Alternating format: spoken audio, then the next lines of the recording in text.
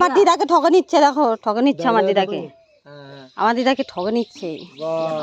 দেখো এগুলো সব কিছু বিক্রি করলো। এই দেখো কত হলো? ছিড়া আরে ছিড়া তোর বাপ নিবে। রাতি 100 আনিলে ভাঙা দিবি আগে 50 টাকা দিবি। হ্যাঁ এই নানি কয় টাকা?